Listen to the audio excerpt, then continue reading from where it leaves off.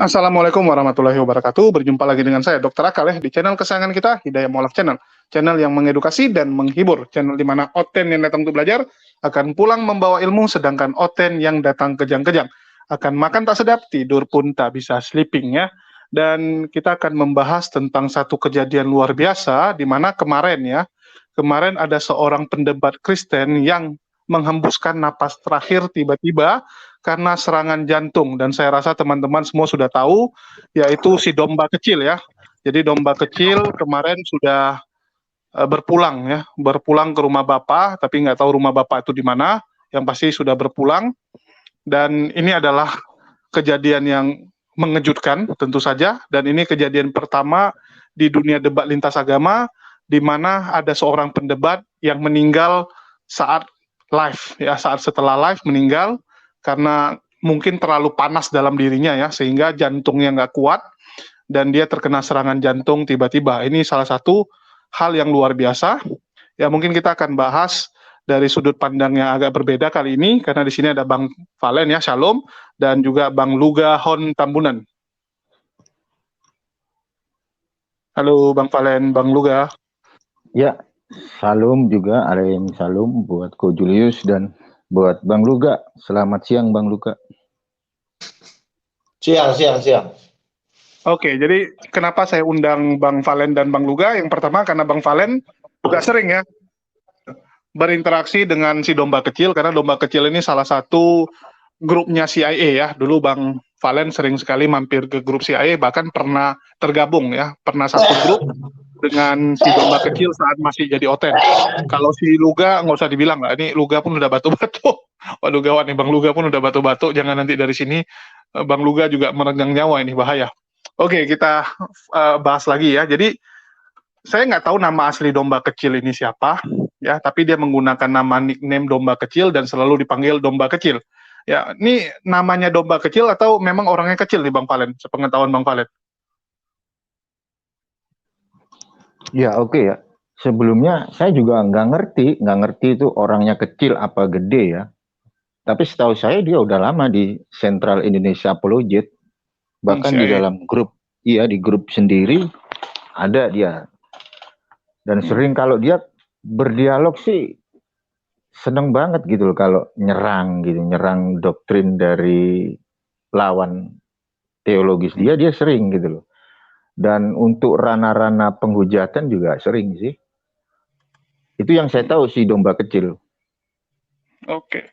Ya setahu saya dia ini memang salah satu pendebat yang ngotot ya, termasuk suka menghina, menghujat juga ya. Jadi saya juga nggak gitu kenal secara pribadi ya, karena pernah satu room pun, cuman kita ngobrolnya juga bukan sama dia ya. Saya berapa kali satu room, tapi satu roomnya pun istilahnya rame-rame, bukan sendirian sama dia. Jadi interaksinya pun rame-rame. Secara pribadi saya nggak kenal ya. Cuman teman-teman bisa cek ya di channel dia. Kalau kita lihat di channel dia dan kebiasaannya orang CIA, itu live-nya panjang-panjang memang ya, 7 jam. Ini kemarin mau nyentuh 8 jam. Ini waktu dia meninggal, 8 jam. Sebelumnya juga panjang ya, satu hari. Jadi satu hari bisa live 3 kali ini ya. Dalam satu hari live 3 kali, 3 jam 30, 6 jam. Kalau ditotalin 12 jam juga. Ya, ini juga 5 jam 47 menit. Ya, jadi satu hari totalnya itu kalau dihitung nih ya, 5 tambah 5, 47 kan kurang lebih 10 jam. Jadi ini hampir kurang lebih mirip sama Pak Bom Bom. Nah, ini juga 11 jam 46 menit. Ya, total live dia 11 jam 46 menit.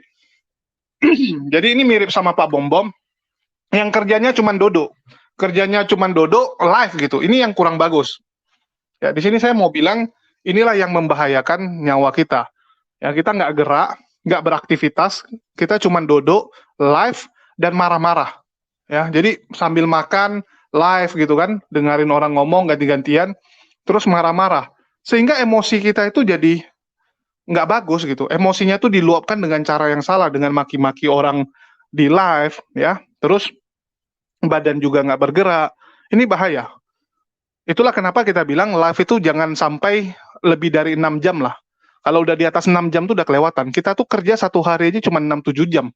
Kerja di kantor pun ya, teman-teman bisa cek, kalau kerja di kantor pun, duduk itu paling lama juga nggak mungkin lewat dari 6 jam. Ya, pasti ada berdirinya, ada jalannya gitu kan, ada ke toiletnya, ada istilahnya aktivitas yang lain, ada jam makan siang gitu. Nggak mungkin duduk full 6 jam. Berat itu. Apalagi ini satu hari duduk sampai 10 jam, ya udah itu marah-marah gitu. Kalau kerja masih mending, fokusnya ke kerjaan. Walaupun mungkin kadang kerjaan itu ada yang berantakan sehingga kita emosi. Tapi nggak setiap hari, nggak setiap saat. Sedangkan kalau debat ini, ya kalau debat lintas agama kan kita nggak bisa pungkiri emosi itu terus-terusan itu bergejolak ya. Dalam 12 jam itu bisa jadi 12 jam itu emosi semua. Dan ini berbahaya bagi kesehatan. Sangat berbahaya sehingga ya dia bisa keok gitu ya. Terus mungkin saya putarkan dulu sebelum kita lanjut biar lengkap dulu ya data kita. Jadi live terakhirnya si domba kecil ini adalah ini ya, kandang jum Islam kejang-kejang ya. Kandang jum Islam kejang-kejang, domba kecil yang meninggal ya. Jadi yang kejang siapa, yang meninggal siapa gitu. Saya agak bingung juga ya. Yang kejang siapa, kok yang sakit jantung dan meninggal malah si pemilik channelnya. Dan ada hal-hal yang unik di channelnya si domba kecil ya, bisa kita temukan. Yang pertama di 4 jam 46 menit, tiba-tiba terdengar suara azan. Ya, ini buat orang terkejut juga, karena ternyata dia ini walaupun penghujat, ya, ternyata bisa ada suara azan. Mungkin ini tanda, ya bisa jadi ini tanda sebelum dia meninggal ya. Kita dengar dulu. Cara berbobot. Oke ya.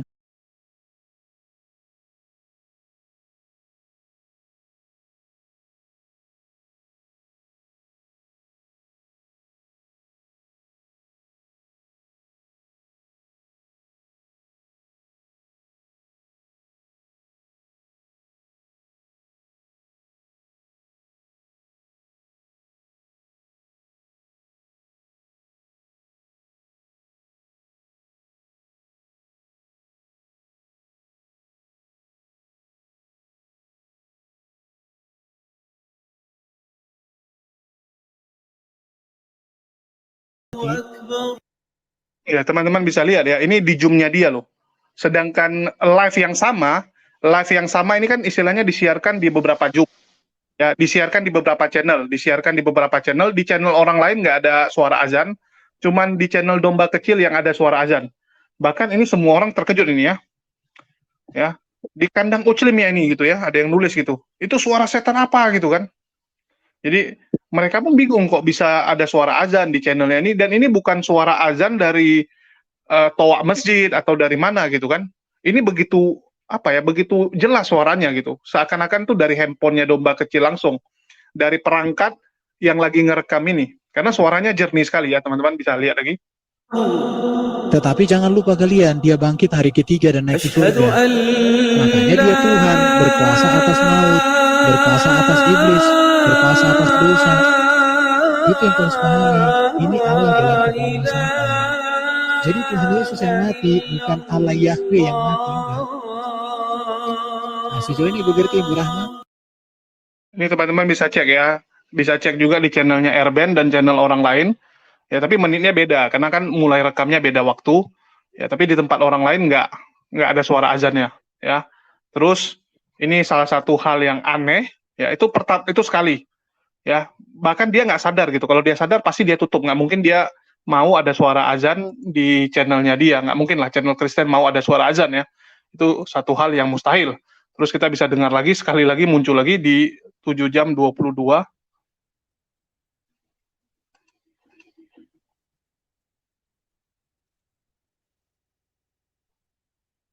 La ilaha illallah. Buktinya adalah adanya sholat. Asyhadu anna Muhammadar Rasulullah. Sampai ini Oten-Oten juga bingung ya, ini channelnya Kristen kok ada suara azan begitu jelas ya. Itu bukan suara dari luar. Kalau suara dari luar pasti kita bisa dengar gitu kan, kayak ada ribut-ribut aja. Tapi itu begitu jelas, itu dari perangkatnya langsung. Ya, langsung dari perangkat, atau memang Allah berkehendak seperti itu. Dan setelah live ini si domba kecil meninggal ya, mengembuskan napas terakhir. Ya, mungkin karena kejang-kejang setelah mendengar suara azan, saya nggak tahu, sehingga setan di dalam dirinya meronta-ronta dan mencabik tubuhnya mungkin ya, karena mungkin setannya dalam dirinya itu nggak terima, meronta-ronta sehingga badannya tercabik. Itu yang terjadi. Ya itu kemarin, ya luar biasa sekali. Mungkin pandangannya Bang Valen, kok bisa seperti itu? Oke ya, terima kasih ya. Saya merinding dengar suara adzan, beneran. Ya bukan karena di Indonesia ini majority of Islam ya, tetapi pribadi saya tuh merinding dengar suara adzan. Begitu adzan dikumandangkan Allahu Akbar, itu Tuhan saya. Tuhan yang benar itu kan adanya di masjid sama di sinagog. Jadi saya merinding. Ini saya bukan apa ya, bukan berarti saya ngebela Ko Julius, walaupun di sini ada Bang Luga sebagai seorang praktisi Kristen. Saya merinding kalau dengar adzan. Swear, nggak bohong saya. Ya, ini suaranya Bahkan luar biasa. Saya jujur tadi agak iya. merinding juga karena suaranya jernih gitu. Kalau suaranya kayak ribut-ribut, oke lah. Ini jernih sekali gitu. Iya.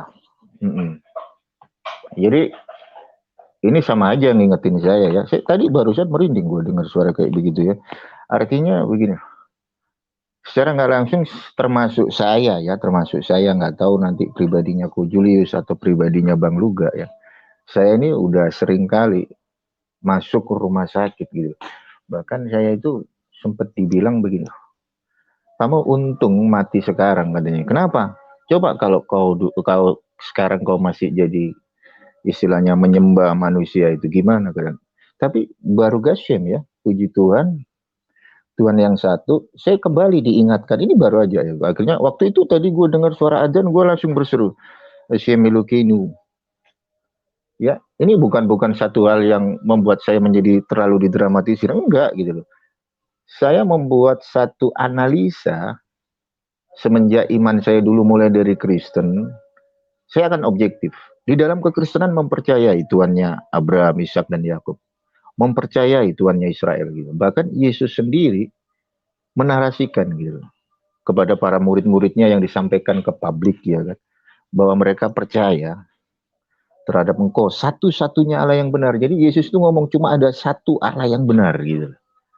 Dan kalau kita ngelihat di dalam perspektif Judaism sendiri cuma ada satu Allah yang benar. Bahkan di dalam Islam sendiri Allah yang benar itu ya yang disembah para nabi, termasuk Allah yang disembah oleh baginda Rasulullah.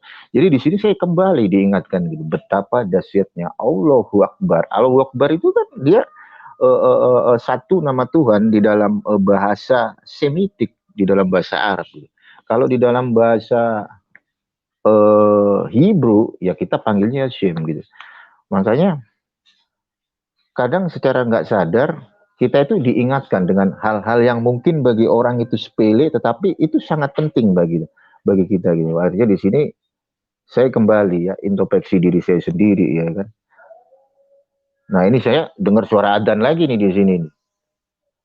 Artinya orang boleh berargumentasi, orang boleh bernarasi, tapi semua agama yang pusatnya ke Semitik, yang mengikuti Abraham Bapa kami, itu tidak akan pernah bisa lari dari Tuhannya para nabi. Tuhan yang disembah sama Abraham, Ishak, Yakub, dan Ismail. Orang boleh berkata Tuhan itu A, B, C, D. Makanya kalau ngomongin tentang kesaksian, banyak sebenarnya. Di luar kekristenan banyak orang, bahkan orang ateis pun banyak yang bersaksi. Tetapi bagi diri saya pribadi, yaitu tadi, Tuhan yang benar itu ada di masjid. Kenapa? Karena setiap orang Islam itu menyembah bukan Tuhannya orang Arab, melainkan orang Islam itu menyembah Tuhannya baginda Rasulullah yang adalah Tuhannya Abraham, Ishak, dan Yakub. Begitu juga dengan praktisi Judaism. Nah kalau kekristenan, ketika mereka berseru, ya Allah Israel, gak ada salahnya. Tetapi kalau sampai mereka ya menuankan yang bukan sebenarnya Allah, nah ini bermasalah. Oke, mungkin dari saya sementara ini dulu Ko Julius. Terima kasih. Oke ya, ini juga benar-benar shock gitu ya, bisa ada suara tersebut di channelnya mereka, dan tentu saja suara itu tidak didengar oleh mereka. Karena kalau didengar pasti ada yang ribut gitu kan, itu suara apa gitu, karena mengganggu. Ya kita lagi jelasin, tiba-tiba ada suara azan yang lebih besar daripada suara kita, pasti oten-oten akan ngamuk gitu kan, oten-oten akan bilang, oh tutup dulu tuh suara gitu. Ya, jadi jelas suara itu tidak terdengar oleh mereka, hanya terdengar saat kita menonton channelnya si domba kecil. Oke, silakan dari Bang Luga. Oke, untuk domba kecil ya. Satu, domba kecil ini kan juga sering melawan saya. Ingatan saya nabi palsu. Makanya saya kan salah satu channel yang masuk daftar blacklist saya kan CIA. Walaupun kemarin Adi Bagus sudah mengajak saya, oke lah, saya lupain lah masa lalu. Saya pun tidak mengingat-ingat lagi. Nah, untuk masalah kesehatan ya, memang berdebat ini kita jangan terlalu banyak begadang. Saya masih ingat saya ditegur oleh dulu pacar saya namanya Renata, dia dokter, dia bilang, Pak Luga jangan. Tunggu. Ini pacar lu dulu, artinya sekarang nggak pacaran lagi? Tapi Masih lah. Oh, tadi dia pacarku dulu kan, artinya sekarang udah enggak. Enggak, maksudnya dulu dia pernah ngomong, dia suka nasihatin saya, dia kan dokter, dia bilang, Pak, jangan kalau apa harus ada istirahatnya walaupun cuma sejam, nanti heart attack. Apa heart attack? Saya bilang serangan jantung, dia bilang begitu. Oh gitu ya. Jadi gue punya prinsip kalau berdebat, kan gue juga kadang-kadang kan kelelahan juga gitu loh, kerasa. Gue pernah debat 6 jam, bayangin, dari jam 7 sampai jam 3 pagi itu di channelnya Penegak Islam. Gue bilang kacau nih. Dan udah mulai kerasa kan gitu kan, sakit gitu kan, artinya udah mulai kayak lemes-lemes gitulah. Nah, aku tahu tuh jantung, artinya udah mulai gak bermasalah. Nah, di situ gue orangnya hantamnya dengan tidur, gue nggak peduli. Gue kan mana bisa gue kalau gue seorang pendebat, gue juga harus menjadi seorang karyawan, harus bangun pagi berangkat, gak bisa. Gue kalau debat sampai jam 3 pagi, wajib gue besoknya gue bangun sore. Karena kenapa? Untuk memulihkan waktu tidur kita itu harus benar-benar juga panjang. Jangan kita waktu kerjanya lama sehingga istirahat kita sedikit. Aku udah ngebayangin tuh kalau berdebat-debat karyawan-karyawan yang harus berangkat pagi, pulang sore, terus malamnya juga harus dibanting, nggak kuat gitu. Nah, saya lihat si domba kecil ini, satu sebenarnya penyebab utamanya bukan karena dia. Penyebab utama kedua adalah mungkin dia kelelahan, tapi penyebab utama pertama itu karena dia tidak diurapi.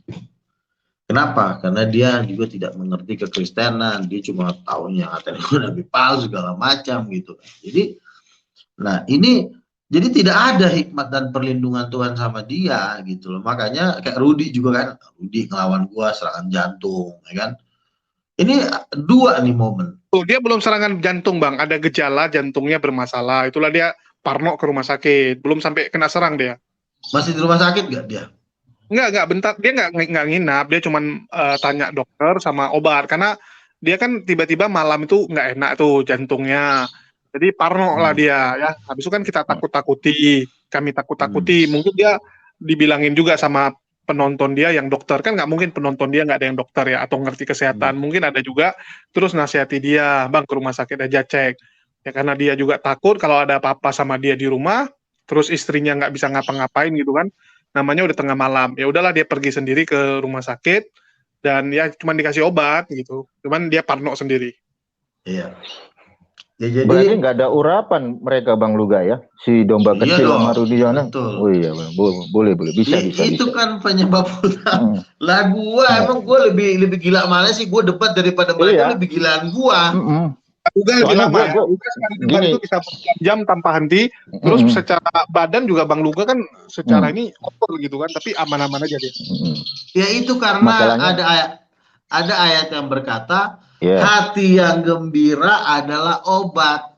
Itu di Amsal. Jadi makanya hati kita harus bersuka cita, karena sukacita Tuhan itulah yang membuat gue sehat. Lu lihat gue sampai hari ini sehat.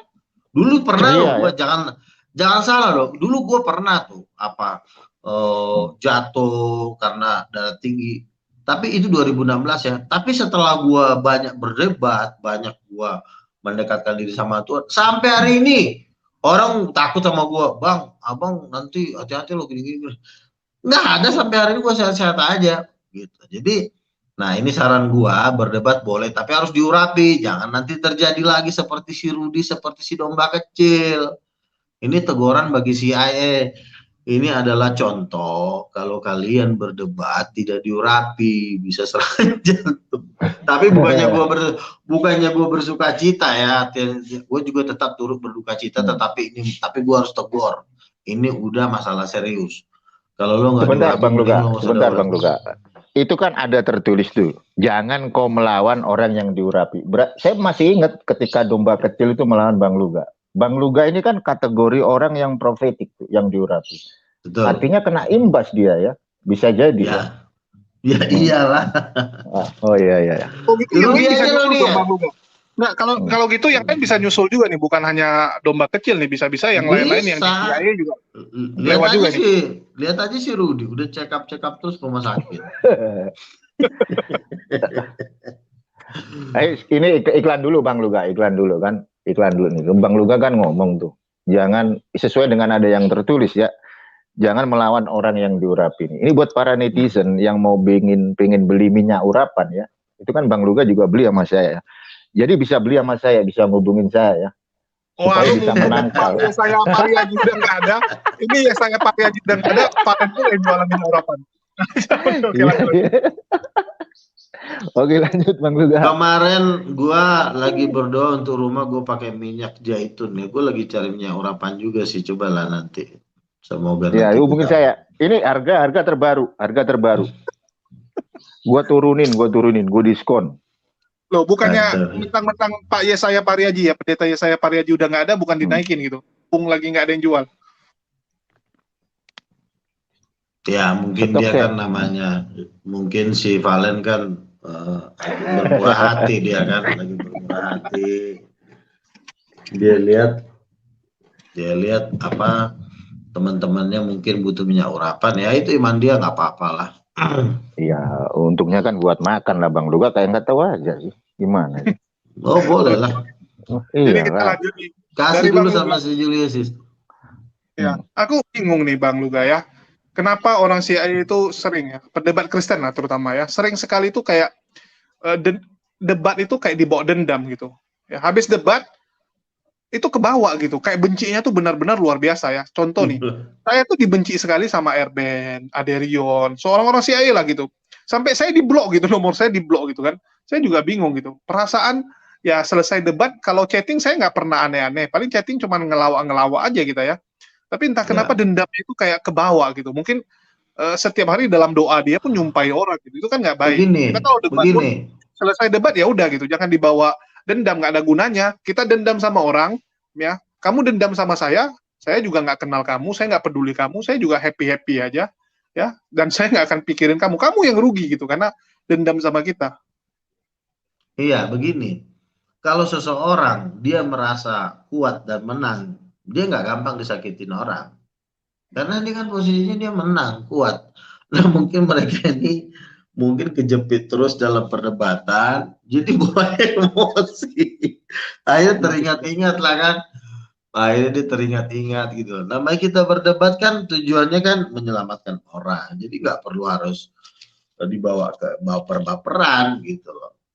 Aku kan debat biasa aja gitu loh. Jadi nggak apa ya, maksudnya ya itulah kan saya bilang ini semua faktor pengurapan.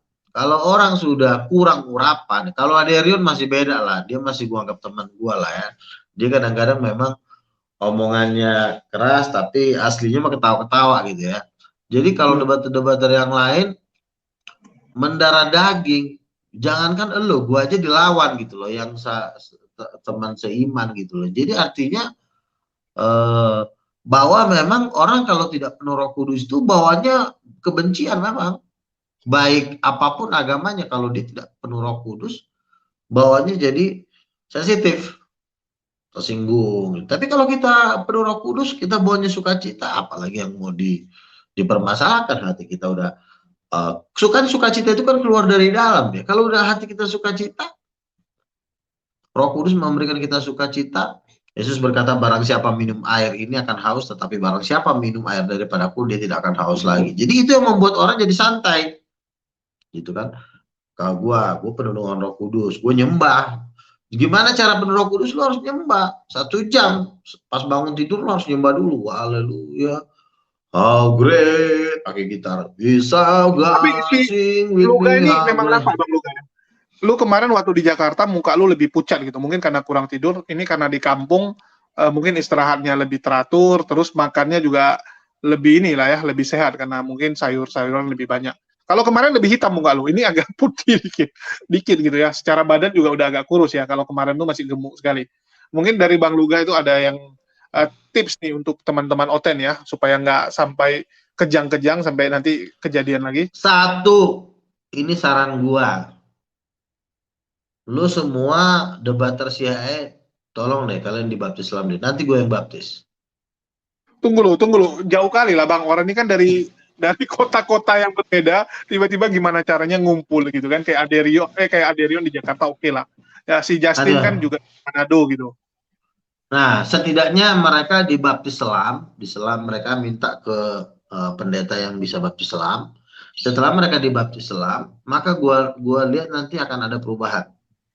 Itu semua di CIA itu Pertik semua ya. Segala macam jenis doktrin bidat di situ ada. Katolik ada, Advent ada, si Billy. Terus siapa lagi tuh? Ada yang namanya Protestan, ada yang namanya Anglikan. Semua jenis ortodok. Jadi ngumpul semua di situ. Nah, sebenarnya kan orang-orang ini kan sebenarnya kan harus dikarantina dulu sebelum di-launching. Nah, sementara ini nggak ada yang mau karantina. Training atau karantina lu yang benar aja di training, bukan di karantina dulu, di ospek. Masa karantina? Iya. Di karantina itu artinya kan sebelum mereka bertanding diperlengkapi dulu. Misalnya kalau di dalam silat-silat dikasih dulu ilmu tenaga dalam atau apa gitu kan. Ini mereka main mancing-mancing. Main berangkat-berangkat aja ke medan tempur, perlengkapannya belum ada, akhirnya pulang sakit hati, tersinggung, ada yang serah. Jadi harus diperlengkapi. Gue juga kasihan juga ya. Cuma kan ya gue tetap mengasihi mereka lah, tolong. Tapi memang mereka udah nggak separah dulu. Kemarin gue diundang, mereka udah adem. Udah jangan ada yang ngatain gue nabi palsu. Gue bilang iya bang, iyalah. Udah ngatain gue nabi palsu, ntar lo kena serangan jantung lagi. Nah ini salah satu contoh. Yuk. Jangan kita ngatain hamba Tuhan nabi palsu nanti kena serangan jantung. Si Rudia kan udah ada gejala-gejalanya. Kita nggak tahu. Tapi si domba kecil pernah bikin omongan luar biasa Bang. Waktu lagi debat-debat, dia bilang gini, ya kalau Allah kalian memang hidup, cabut nyawaku. Benar dicabut lo nyawanya sekarang Bang. Nah begini, kita kalau melawan sesuatu, kita juga harus punya pegangan. Punya pegangan artinya kuasa Tuhan, ya. Nah kalau dia kan melawan-lawan Tuhannya orang kan, dia kalau tidak bisa diperlengkapi dengan senjata-senjata Tuhan, ya inilah yang terjadi. Serangan balik, gubrak, meninggal kan gitu. Jadi makanya kita itu jangan hanya sembarang ngomong. Kita berani melawan dalam satu perdebatan, ya kita juga harus punya senjata juga supaya jangan nanti diserang ya meninggal kan gitu. Jadi ya itu kan dengan iman lo dicabut oleh Tuhan lo, ya itu serahlah. Cuma kita sebagai pendebat jangan cuma modal mulut-mulut, tapi juga harus kuasa. Kuasa itu apa sih? Urapan itu harus ada gitu. Tapi aku udah bilang sama Rudiones Bang Luga, kalau dia nanti meninggal pas live, ya aku bilang kalau pas dia live meninggal tiba-tiba kena serangan jantung, aku bilang kubuli kau 1 bulan ya. Jadi aku duluan pesanin, jadi nanti kau jadi arwah jangan gangguin aku, 1 bulan tetap kubuli. Aku bilang itulah kau meninggal jangan pas live ya. Kalau pas nggak live nggak apa-apa, kau kabari nanti aku. Tapi jujur semua para pendebat-pendebat yang nggak diurapi itu biasanya juga memang tidak ada umur panjang. Bukannya tapi gini Bang Luga. Standar umur panjang berapa? Standar umur panjang berapa? Ya kan ada tuh bahwa engkau akan mengenyangkan orang-orang benar dengan umur panjang, dengan kekayaan. Itu bagi orang yang diurapi. Jadi Tuhan akan memberikan umur panjang kepada orang yang dikasihinya. Iya, setiap zaman beda Bang. Zaman dulu mungkin umur panjang tuh sampai 100-an. Zaman sekarang mau 100 kan berat, 80 udah panjang. Ada ayat di dalam Alkitab. 70, 80 itu juga udah termasuk cukup lah. Lagian kita umur 100 juga kalau cuma sakit-sakitan kan ngapain gitu. Standar manusia itu 80 udah cukup. Oke lah, 80 ya. Jadi patokannya 80. Jadi kalau di antara kita ini ada yang mati di bawah 80, artinya nggak bagus lah umurnya ya. Ya, oke, terima kasih ya. Saran saya buat para apologet ya. Semua ya. Jaga kondisi, jaga kesehatan. Jangan lupa minum air putih itu yang banyak ya. Jangan sampai terjadi lagi meninggal karena habis debat. Apalagi tadi poin yang saya ambil dari video yang di-share Ko Julius. Ya, ada satu bagi saya pribadi peringatan, saya memakai diri saya sendiri ya, mengintrospeksi diri saya sendiri, jangan main-main sama Allahnya Abraham, Ishak dan Yakub, apalagi sampai mengganti gitu. Kenapa? Karena Tuhan sendiri udah ngomong, jangan ada padamu ilah lain di hadapanku. Oke, mungkin dari saya ini aja dulu, Ko Julius. Oke, makasih buat semuanya ya. Saya rasa udah cukup. Ya, inilah pelajaran Lo kita. katanya mau undang gua ke Medan kapan? Oh, tapi ini tunggu si Rudy Yohanes datang. Tapi kemarin gara-gara sakit ini diundur sama dia. Nantilah tunggu dia. Kalau nggak ngapain gitu kan. Nanti kita tunggu supaya Bang Luga, karena jauh dari Danau Toba, mungkin di got aja Bang. Nanti mungkin dibaptis di got aja. Kalau nggak di Cemara Asri, di komplek Cemara Asri ada danau. Nanti si Rudy kita celupkan di sana. Nah, gini juga bagi nanti kan tapi kalau memang Rudy nanti udah sehat, undang aja juga teman-teman yang sekitar Medan yang mau datang juga rame-rame, kumpul kita di situ ngobrol-ngobrol. Dan juga teman-teman yang mau dibaptis juga, lo fasilitasin ya kolam renangnya ya. Jadi ini mualaf memfasilitasi kolam renang. Jangan kolam renang, danau aja Bang, danau aja kita celupin di situ si Rudy. Ada memang danau di Medan? Ada danau kecil, danau di komplek. Ya udahlah. Ya udah, diatur aja, bilang aja sama Rudy, nggak usah takut ketemu gua, santai aja. Oke, siap ya. Makasih nih buat teman-teman semua. Di akhir kata saya ucapkan wassalamualaikum warahmatullahi wabarakatuh dan tetap jaga kesehatan semua ya. Yuk, makasih semua. Berkati ya. Shalom ya.